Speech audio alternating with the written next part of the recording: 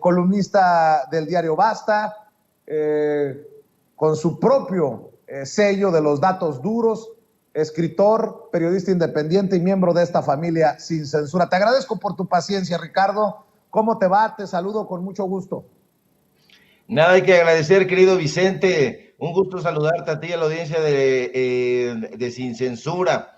Y bueno, pues estoy de acuerdo contigo, le van a aplicar esta misma dinámica al presidente Gustavo Petro allá en Colombia. Es un personaje que ha suscitado, que ha concitado muchísima crítica de los medios de comunicación colombianos. No lo querían, intentaron por todas las formas posibles desbarrancarlo, no les funcionó, y Petro, pues bueno, hizo lo que precisamente López Obrador, que fue recorrer Colombia, platicar con la gente, prestar oídos, escuchar ideas, estos recorridos que son tan importantes en un político y tan lesivos para los políticos de derecha. Entonces, estoy completamente de acuerdo. Pero, Vicente, público memorioso, ayer en redes sociales, precisamente, se esparció el falso rumor de que Delfina Gómez sería sustituida por María Elena Álvarez Bulla,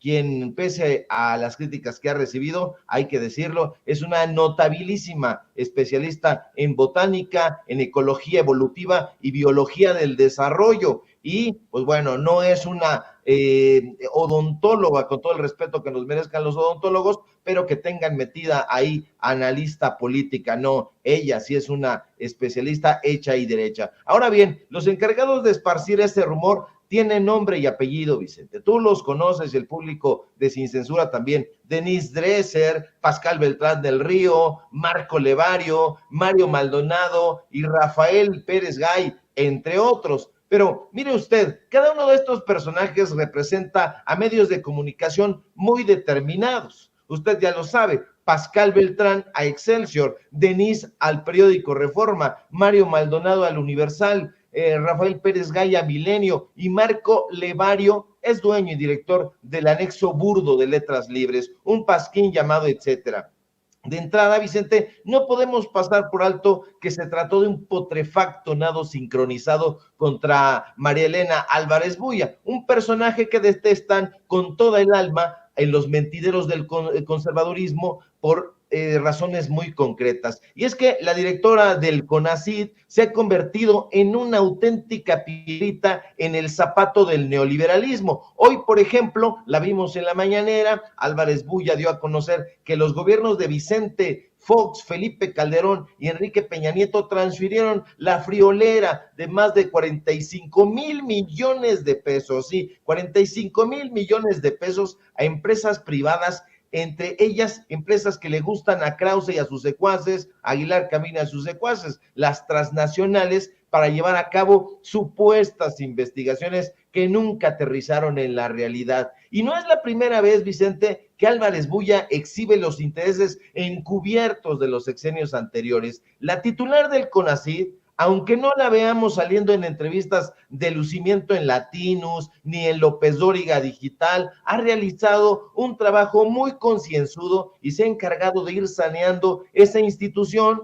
que operaba, hay que decirlo con todas sus letras, con una fachada de institución pública, pero que en realidad durante los sexenios anteriores era la encargada de beneficiar al régimen neoliberal.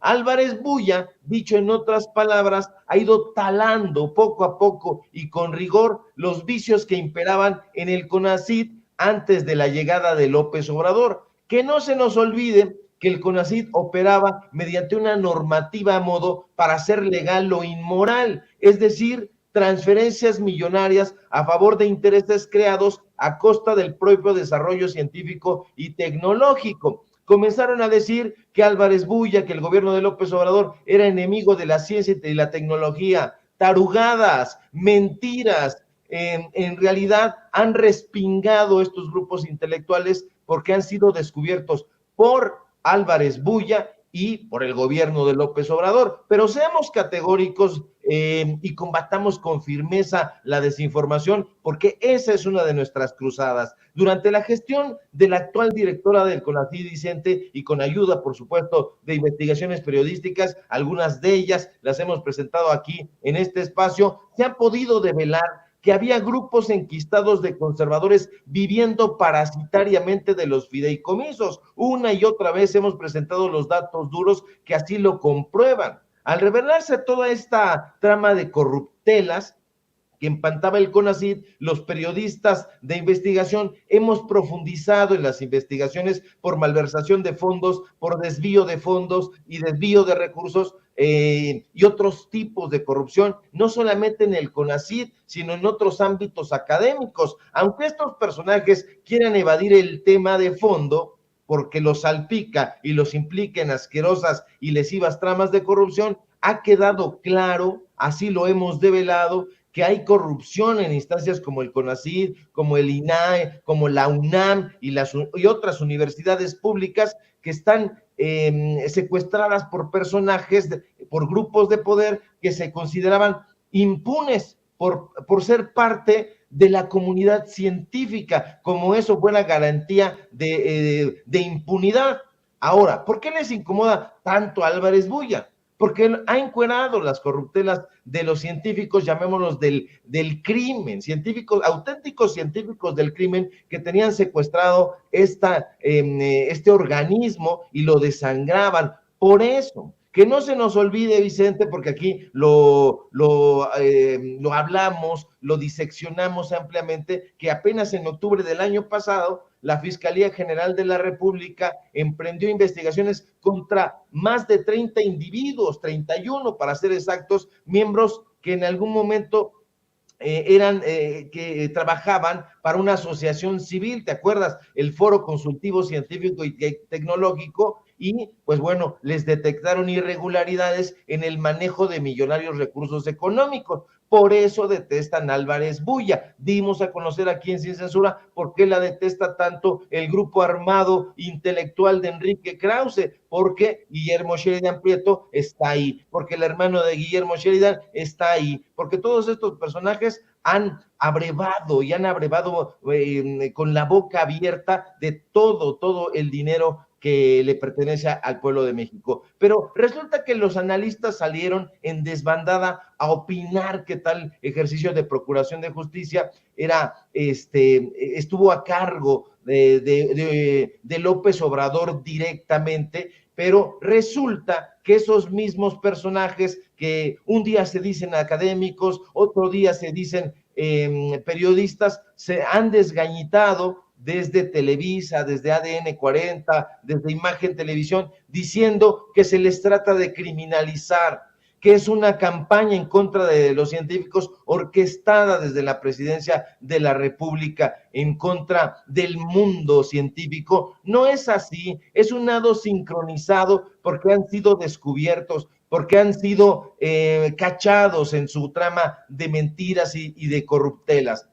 Ahora, esto devela algo que a mí me parece también muy importante, que es la proliferación de mentiras, la proliferación en estos medios de comunicación que mi querido Toño Ruiz llama tradicionales y que yo me niego y me resisto llamándoles medios de comunicación corporativos, porque por aquí y por allá están difundiendo una serie de mentiras que están afincadas en las inferencias. El periodismo que practican los medios de comunicación nunca ha existido en términos de neutralidad, siempre ha estado bajo la bota de los dueños de esos mismos medios. No es que en los últimos tiempos, Vicente, nos hayamos estado viendo rodeados por la mentira, no. La realidad es que siempre ocurrió de esa manera, pero nadie se atrevía a denunciarlo y no se hacían esas denuncias porque los periodistas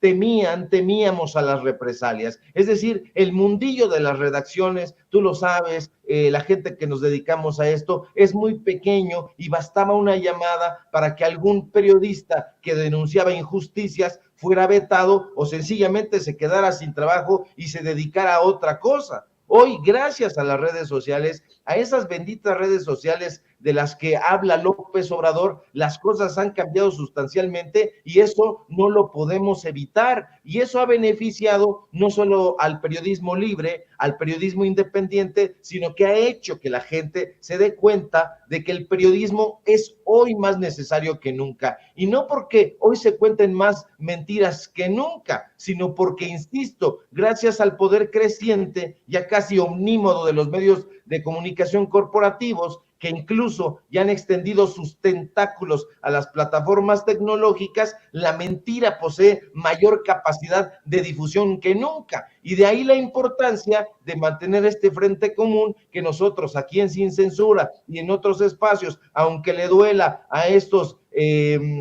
falsos cuatroteístas, estamos defendiendo con tanta pasión y con tanto ahínco. Nosotros, a diferencia de esos personajes como Mario Maldonado, que difunden una supuesta exclusiva desde las páginas del Universal basados en fuentes falsas y luego piden una estúpida disculpa y continúan su camino por la senda de la mentira, nos exigimos más rigor. Por eso lo repito y lo acentúo, Vicente, el periodismo, el buen periodismo es hoy más necesario que nunca, pero el periodismo ya no está y nunca estuvo quizá en los medios de comunicación corporativos. El periodismo está en otra parte, porque ha evolucionado y ha trascendido las barreras del empresariado y el periodismo está hoy más vivo que nunca y está latente en los medios de comunicación como Sin Censura, que son medios como dices tú, libres e independientes.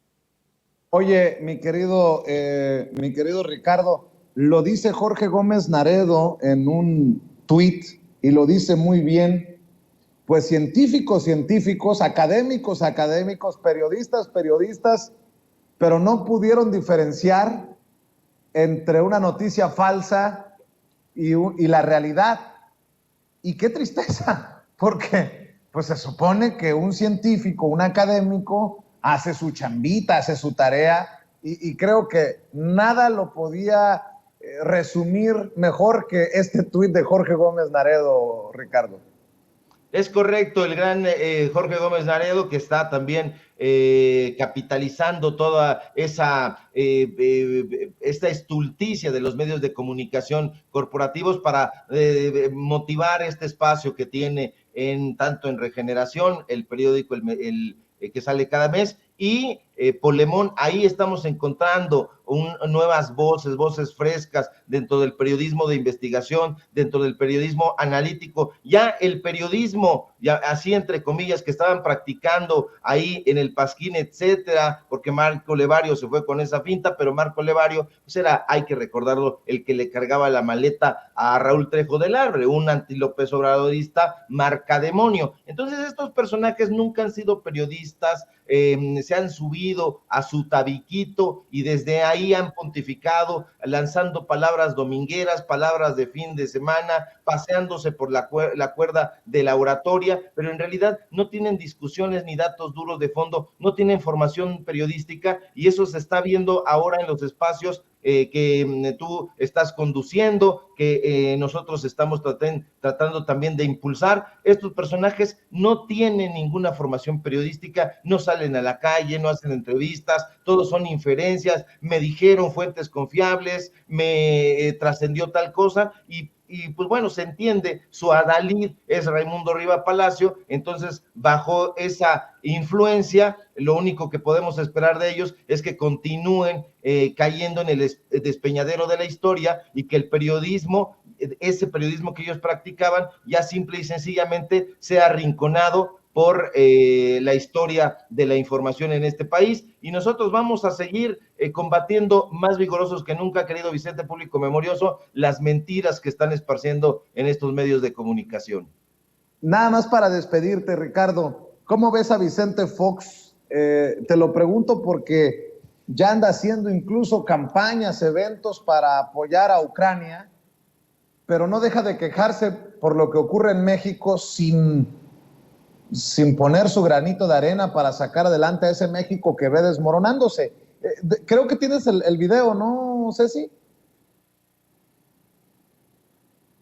Fox, y vamos a convivir con ellos. ¿Para qué?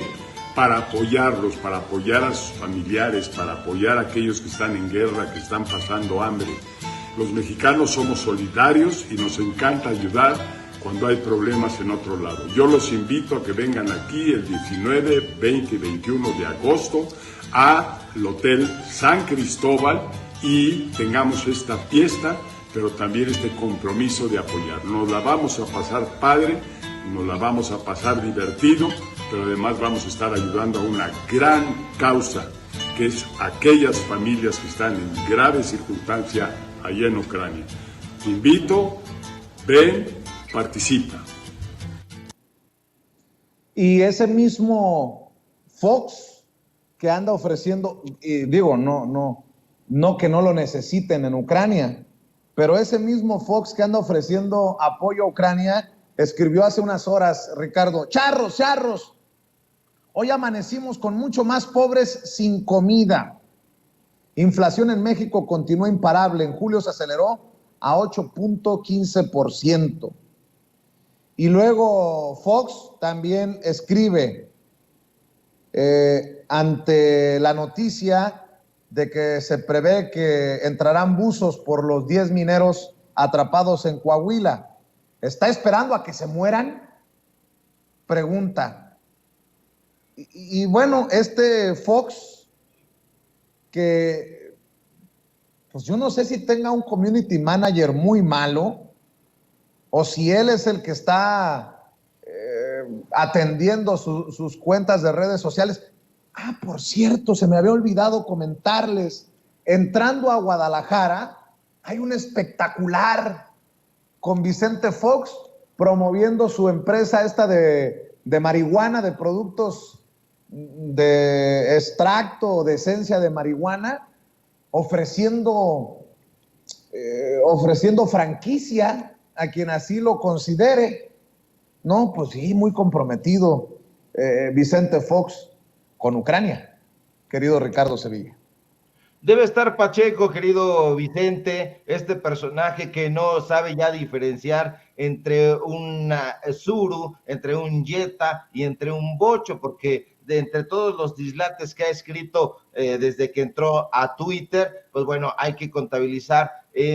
Yo creo que nos bastaría media hora para darnos cuenta, aunque no conociéramos a Vicente Fox y recordáramos que le dio bastante dinero a Coca-Cola cuando era gerente de Coca-Cola, se las ingenió para que el CONACYT también financiara. Pues bueno, quien no conozca a este personaje, le bastará media hora seguirlo en sus redes sociales para que se dé cuenta de lo estulto, de lo tarado que es y que uno no se explicaría por qué, sino por la desesperación del pueblo mexicano, pudo estar al frente de la presidencia de este país. Es un personaje que tiene el cinismo de darle recetas al presidente López Obrador de cómo gobernar bien a un país, cuando en realidad pues es un personaje que intentó lavarse la cara y secársela con toallas de 70,000 pesos.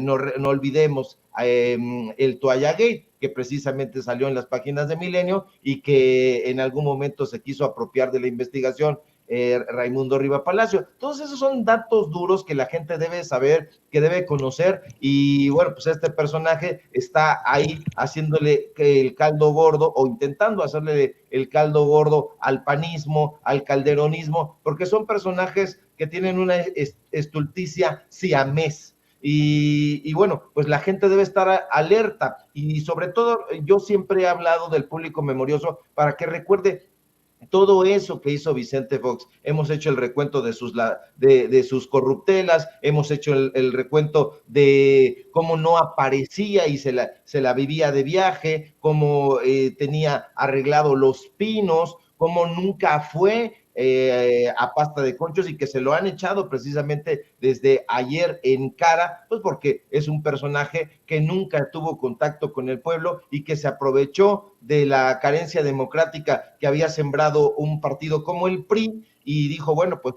de aquí soy y me voy a meter. Y se logró, pero afortunadamente el pueblo ha madurado, el pueblo ha crecido, como dice López Obrador, y hoy nunca más tendremos a personajes, yo confío en ello, que sean tan lesivos para la democracia mexicana. Pero es Fox y sus marihuanadas, querido Vicente.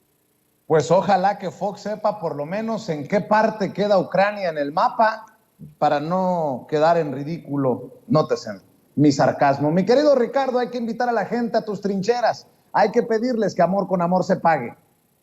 Claro que sí, querido Vicente, un gusto conversar contigo como siempre. Síganme en mis redes sociales, en Twitter, @Sevilla Crítico, en Facebook, Ricardo Sevilla, así nada más, muy sucintamente.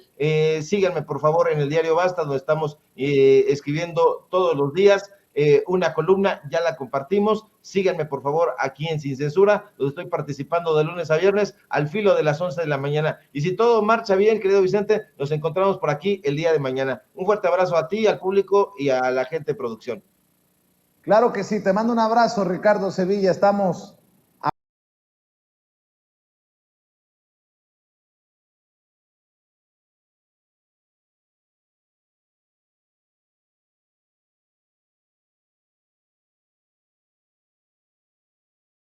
González, jurista y constitucionalista, miembro de esta familia Sin Censura, a quien abrazo a la distancia. Doctor, ¿cómo estás? Muy buenos días. Muy buenos días, Vicente, al público. Oye, doctor, tú no eres tan majadero como yo, tan pelado como yo, pero sé que es un tema que siempre te ha interesado, el tema del CONACYT. Sí, Vicente, es que bueno, en resumen, Vicente, esos pollos quieren maíz. O sea, hoy la doctora María Elena Álvarez Bulla, directora del CONACYT, reiteró la cifra de solamente entre 2013 y 2018 que el CONACYT repartió a las empresas 46,000 millones, alrededor de 46,000 millones de pesos. Y claro, en esos milloncitos, diría Aguilar Camín, esos milloncitos, pues alcanzaba para repartir a toda esta parvada de chayoteros que ahora están muy molestos con el presidente, muy molestos con la 4T, muy molestos con lo que se le parezca a una opinión distinta a la de ellos y a unas políticas públicas distintas a las que ellos, con tanta vehemencia, Vicente, con tanta insistencia, defendieron desde Fox hasta acá, incluso desde antes, ¿no? Desde Cedillo y Salinas. Entonces, claro, están muy molestos porque, pues de entrada, algunos académicos y académicas que critican a la doctora, pues no le llegan ni a los talones a la producción científica de María Elena Álvarez Bulla, de entrada. En segunda, pues se está tratando de poner orden en el sistema de gestión, de producción de la ciencia, de los posgrados, del que, por cierto, no es el único responsable CONACYT. También somos responsables las universidades públicas, todas las que existen en México, de los estados, algunas que tiene la federación. Son responsables también los gobiernos estatales, los gobiernos municipales, y pareciera que el único obligado, que la única fuente de financiamiento, que la única fuente de organización de la ciencia es el CONACYT. Entonces, eso también hay que ponerlo muy puntual porque se centra muchísimo la atención en la federación y eso le genera una descarga de responsabilidad a todos los órganos públicos en México que tienen obligaciones y tienen presupuesto para la ciencia y que no lo hacen porque el CONACYT les hace la tarea y tenemos que bailar muchas veces al son que nos toque CONACYT porque la bola de flojos legisladores no dan suficiente presupuesto en los estados, porque algunas universidades son de lo más corrupto que te puedas imaginar. Ahí están los reportajes, el libro de la Sosa Nostra, y un exrector encarcelado de la Autónoma de Hidalgo. Y bueno, ahora sí, como diría Jalife, no me hagas hablar. No me hagas hablar. Entonces, pues oye, están muy enojados con ese sistema que ya no les da dinero y que pues ahora tienen que criticar y tienen que inventar estos chismes de pasillo para provocar una serie de fake news de que la doctora María Elena se va a ir a la SEP, o sea, y... Oye, doctor. ¿No? Doctor, ¿me escuchas? Sí, Vicente, perfectamente. Sí, en algún momento perdimos ahí la conexión. Oye, a ver, doctor, déjame preguntarte. ¿Hay una mafia de la ciencia? porque me llama mucho la atención la virulencia con la que, por ejemplo, Marco Levario Turcot dice: María Elena Álvarez Bulla reúne los requisitos para encabezar la SEP, ignorante, mediocre e ineficaz en la administración pública. Y Pascal Beltrán del Río y Denise Dresser. Denise Dresser dice: Elena Álvarez Bulla destruyó al CONACYT, quiere destruir al CIDE y ahora la envían a demoler a la SEP. Pero ojo, que estos señores no dicen nada, no dicen ni pío, porque el exdirector del CONACYT en el sexenio de Peña Nieto ganó una batalla para ocultar sus bienes. Forma parte de los investigadores del CIDE que buscan amparos para ocultar sus bienes. Enrique Cabrero, exdirector del Consejo Nacional de Ciencia y Tecnología, el CONACYT en el sexenio de Enrique Peña Nieto, ahora investigador del Centro de Investigación y Docencia Económicas, el CIDE, consiguió que un tribunal federal le permitiera ocultar su declaración patrimonial, pese a que en los últimos 5 años jueces y magistrados habían rechazado una serie de amparos solicitados por diferentes servidores públicos para no transparentar sus declaraciones patrimoniales. El caso de Cabrero rompió la racha.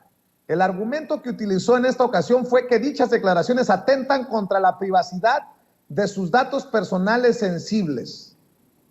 Pues, ¿qué tiene que ocultar? Digo, si uno tiene una casita, pues órale, ahí está la casita. Yo nada más tengo una propiedad, no hay mucho que... Pero esto huele a estiércol y de esto no dicen nada los grandes personajes como Marco Levario Turcot, como Denise Dresser, como Pascal Beltrán del Río, doctor, por eso te lo pregunto.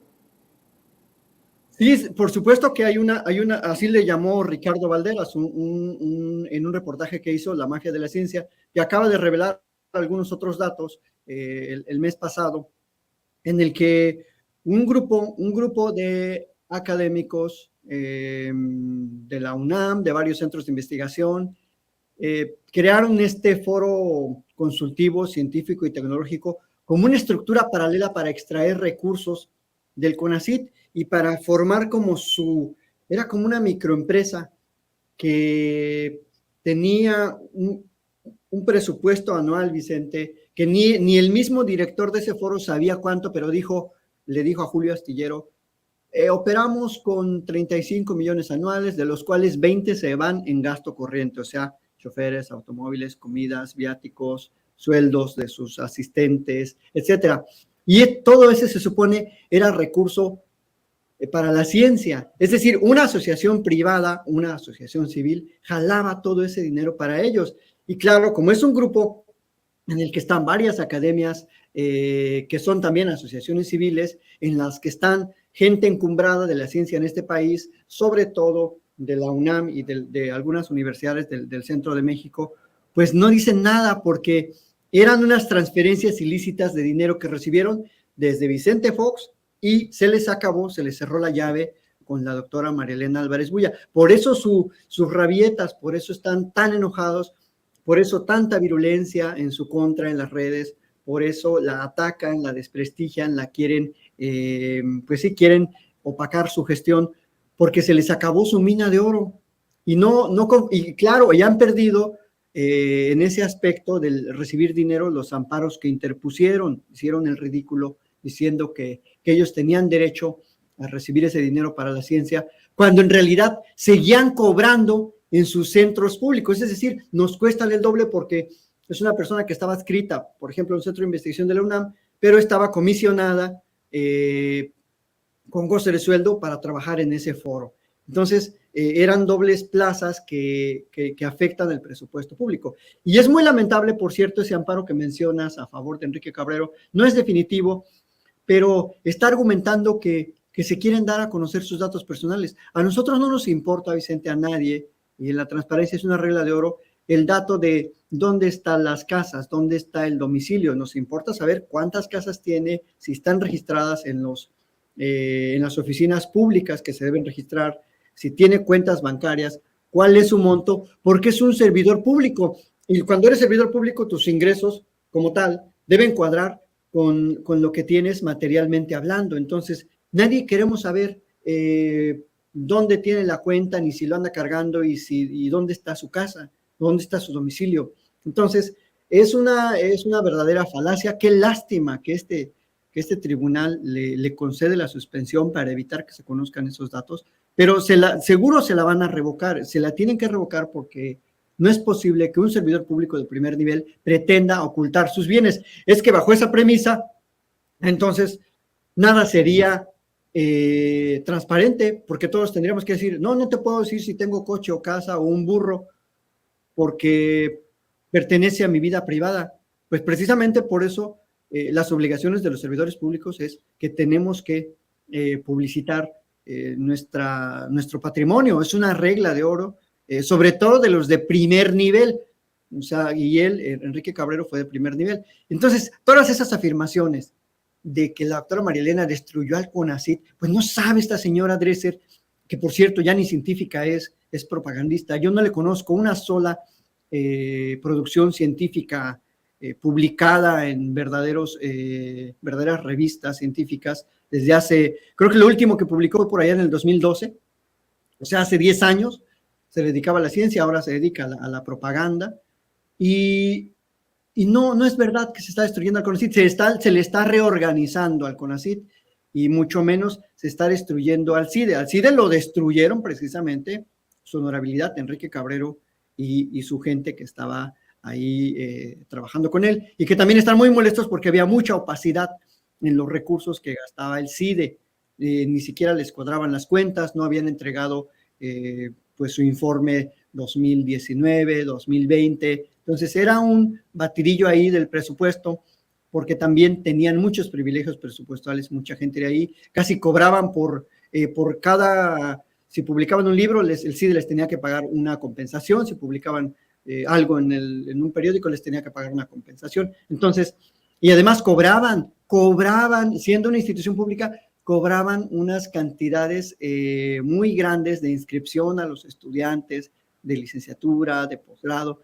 Entonces, eso no lo van a mencionar, eso no lo dicen, ahí callan, ahí lo esconden, porque en realidad ese era el problema de la privatización de esos, por lo menos de ese centro de investigación del CIDE. Entonces, como ya se les acabó el negocio, pues sí, claro, están muy molestos y van a atacar todo lo que huela a una racionalidad presupuestal, a justicia social y a una educación verdaderamente gratuita y amplia para todos los sectores. Entonces, de ahí su enojo, Vicente. Por eso, pues no, hay que, estos temas, como casi no se conocen, qué bueno que en tu espacio podamos, algunos que hemos tenido de primera mano gestión con la ciencia, pues podamos exponer lo que está pasando realmente y no tragarnos esas historietas del Universal, del Reforma, porque de entrada las escriben gente que ni siquiera se dedica a la gestión de la ciencia, a la producción científica, a la docencia científica, a la administración de los posgrados,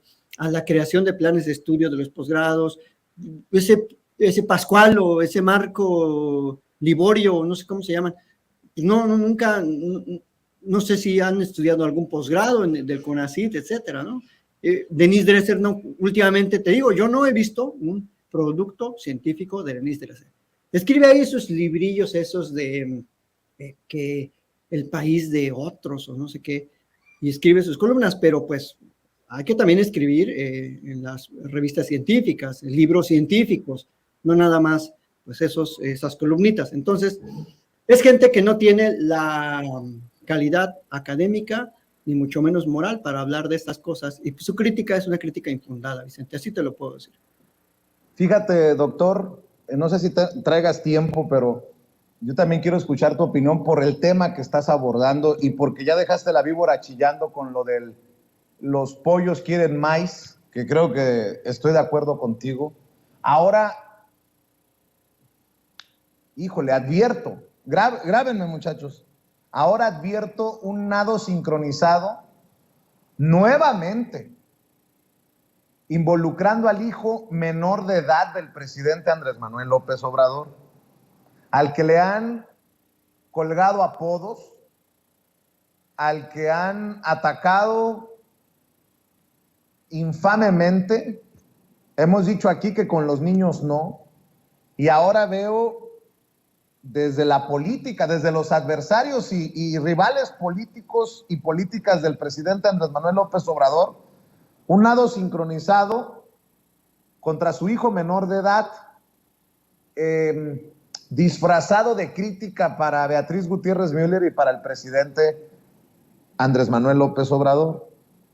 Lili Telles, doctor, escribió: mis sinceras felicitaciones al presidente López y a la doctora Beatriz Gutiérrez por enviar a su hijo a estudiar a Reino Unido y no a Cuba. Alejar a su hijo del modelo educativo de Marx Arriaga y Elena Álvarez Bulla les merece un reconocimiento como buenos padres de familia. Fíjense nada más el sarcasmo y la mala leche de una senadora del PAN como Lili Telles, pero no es la única. La diputada del PAN, Mariana Gómez del Campo, la sobrina de Felipe Calderón y de Margarita Zavala, escribe: ¿por qué los hijos de López no se van a estudiar o trabajar a Cuba, Nicaragua o Venezuela? Siempre andan en Estados Unidos o Europa. Su padre es promotor de la miseria, pero para los suyos puro capitalismo, escuelas privadas y lujos. Asco de incongruencia. Si eso no es meterse con un menor de edad, disfrazado obviamente de crítica para el presidente y para la doctora Beatriz Gutiérrez Müller, a quien le envío solidaridad como madre, porque ha de ser doloroso ver que se meten con el hijo menor de edad, también para el presidente obviamente. Pero carajo, doctor, dame tu opinión de esto, y todo porque circulan imágenes de el hijo menor de edad del presidente Andrés Manuel López Obrador en Reino Unido, junto a la embajadora de México en aquel país, y dicen algunos que el colmo, cargándole la mochila al muchacho. Doctor, si esto no es mezquindad política, ¿qué es? Bueno, aparte de mezquindad política, Vicente, es un ataque a un menor, es descalificar a un menor en las redes sociales, pues no es un asunto meramente moral o de corrección política, puede ser también un asunto jurídico, porque están incurriendo en una serie de actos estigmatizantes, discriminatorios, que atentan contra la integridad psicológica de ese menor. Es decir, los menores tienen una esfera muy amplia de protección. A veces incluso el papá o la mamá ponen en riesgo esa esfera, por ejemplo, exponiéndolos en redes sociales cuando toman muchas fotografías y las exponen, que a pesar de que es su hijo o su hija, pues no pueden estar transgrediendo ese derecho a la identidad y a la privacidad del menor. Entonces, estas dos señoras, qué lástima que sean legisladoras, y lo más preocupante es que una de ellas fue legisladora precisamente porque la impulsó el presidente de la República, pues habla de su bajeza, de su falta de calidad familiar y sobre todo también de su falta de respeto a los derechos y a la integridad de los menores. Es muy lamentable que unas legisladoras, por su enojo, por ser opositoras, lleguen a un nivel pues tan ínfimo de debate, de atacar a la persona. Es el argumento más básico, tratar de atacar a la persona por su apariencia, por lo que hace, por en dónde está, y más cuando esta persona es una menor de edad. Eso yo creo que ya raya en lo antilegal, teniendo en cuenta que es un menor. Entonces, es muy lamentable, y qué lástima que también los grupos de gente que sigue a estas legisladoras hagan eco de eso, porque tienen un gran foro también en internet, y hay mucha gente que apoya eso y que lo replica. Y eso es lo más preocupante, de que esa estigmatización digital que padece el menor hijo del presidente, pues ya es sistemática. Entonces, yo sí sugeriría que estos hechos ya se investiguen como actos sistemáticos de discriminación, de estigmatización, y que sean estas dos actrices relevantes en ese contexto, lo voy a poner, del de desencadenar estas campañas de desprestigio en contra del menor. Entonces, yo creo que el CONAPRED tenía que, de oficio, abrir una investigación al respecto para verificar con qué frecuencia estas personas hacen lo que están haciendo en contra de este menor y pues que se emita una recomendación, un jalón de orejas, porque pues no es adecuado, porque dan muy mal ejemplo. Además, las figuras públicas son figuras que pueden poner ejemplos malos o buenos, en este caso malo, para el resto de la sociedad. Entonces, no es cualquier figura pública, una legisladora, ni mucho menos ellas que tienen bastante foco de la oposición. Así que, pues, yo las investigaría, o sea, yo creo que esto ya está pasando a otro nivel. Ya no es nada más la descalificación política, es también afectar el desarrollo psicológico de un menor, someterlo a tanta presión desde esta edad, a tanta descalificación, pues debe ser muy difícil para él estar creciendo en ese contexto. Entonces, yo creo que sí ameritaría que la CONAPRED abriera una investigación al respecto, por lo menos.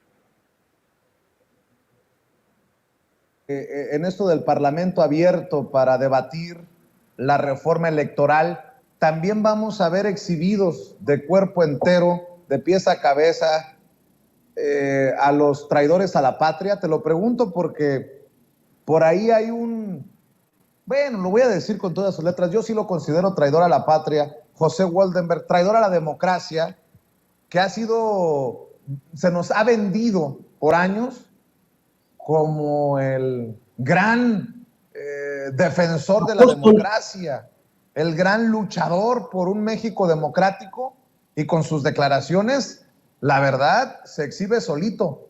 Vamos a ver y escuchar lo que dijo José Woldenberg sobre esta reforma electoral que envió el presidente Andrés Manuel López Obrador a la Cámara de Diputados para su discusión. ¿Qué es lo que nos propone ahora la iniciativa del presidente? Remar contra esa corriente.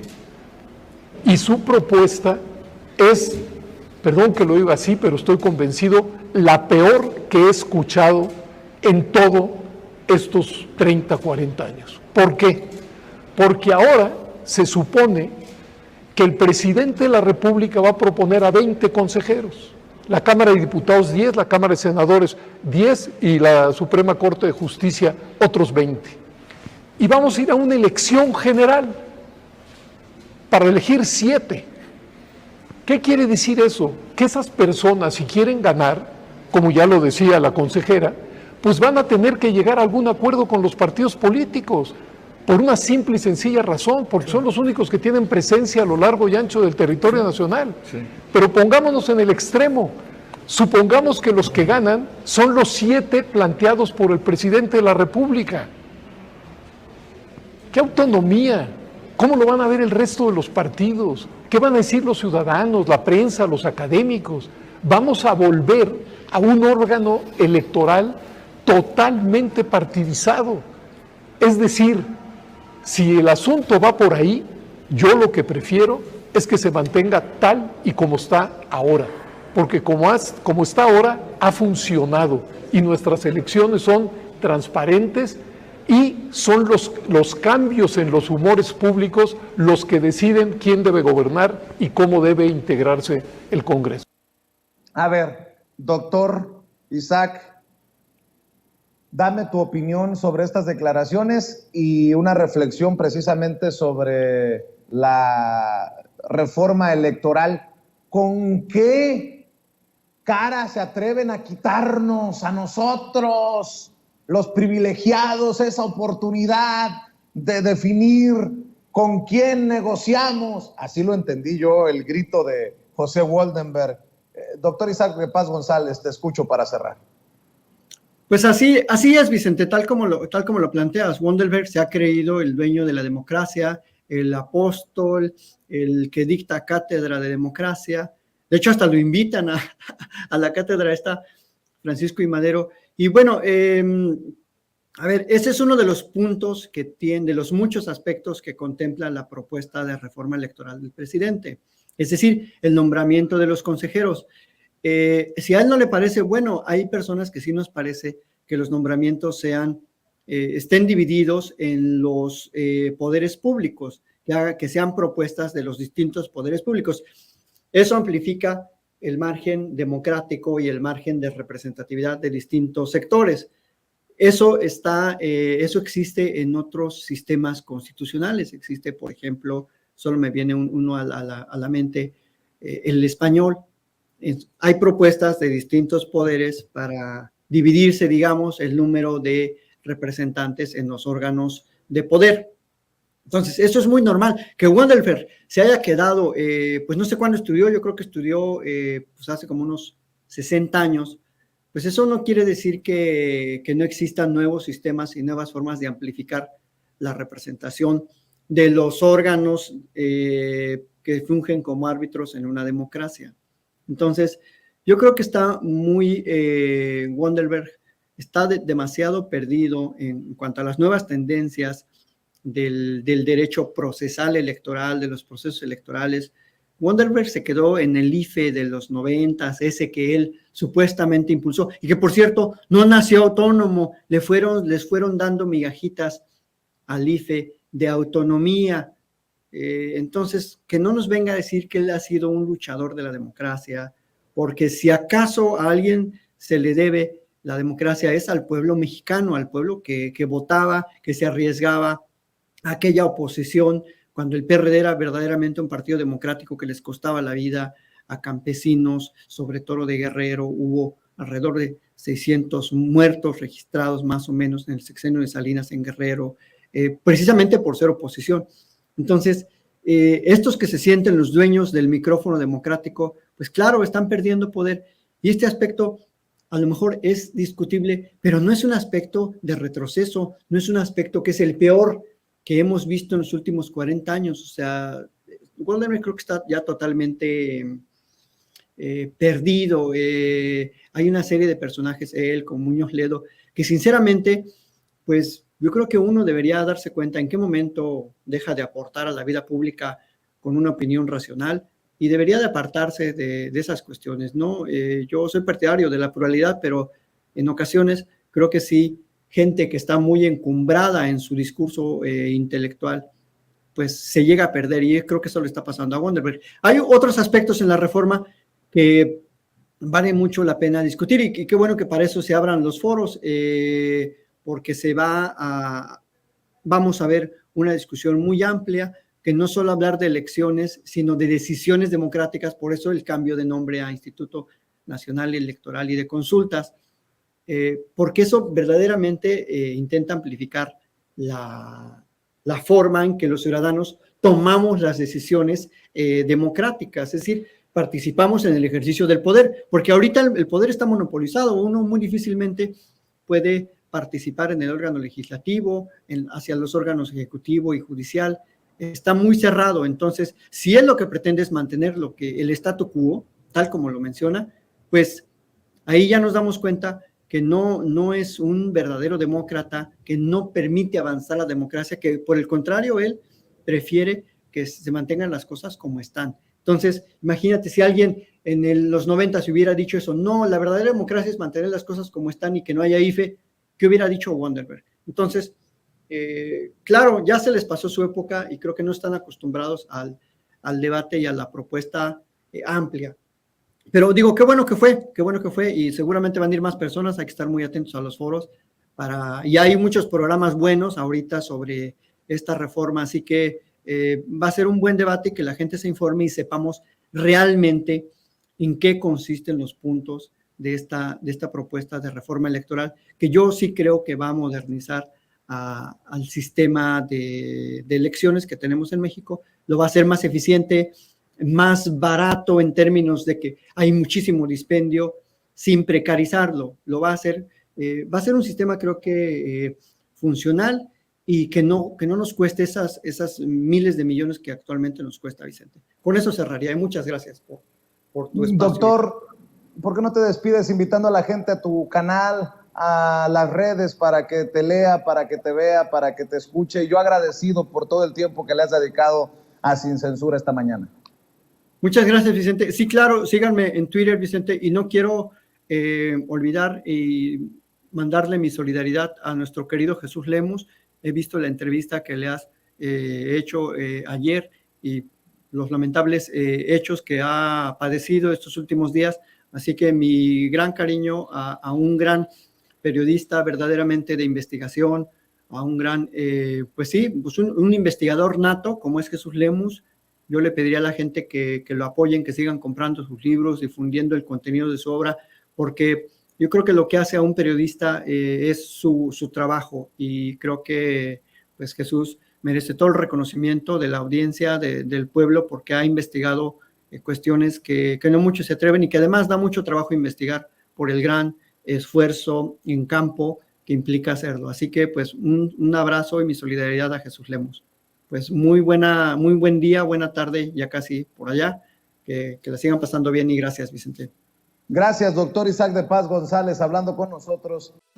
Amigos, amigas, regresamos en breve, pero mientras seguimos hablando sin pelos en la lengua, sin censura, usted puede suscribirse a nuestros 3 principales canales en YouTube. Sin Censura Media, en donde tenemos más de 1.600.000 suscriptores, Sin Censura TV, en donde tenemos más de 1 millón de suscriptores, y en Sin Censura Presenta, en donde queremos llegar muy pronto a los 100,000 suscriptores. Si usted ya está inscrito en Sin Censura Media, suscríbase en Sin Censura TV. Si ya está suscrito en Sin Censura TV y Sin Censura Media, suscríbase a Sin Censura Presenta. Recuerde que es gratis, no tiene que sacar un solo centavo de su bolsillo para apoyarnos. Dele clic en la campanita para que los señores y señoras de YouTube envíen las notificaciones cuando estemos transmitiendo en vivo y en directo o estemos subiendo videos. También nos puede seguir en Twitter en @_Vicente Serrano y hasta en Instagram. Ojo, también estamos en Instagram. Son nuestras redes sociales y con el apoyo de ustedes seguimos creciendo, porque con ustedes todo, sin ustedes nada.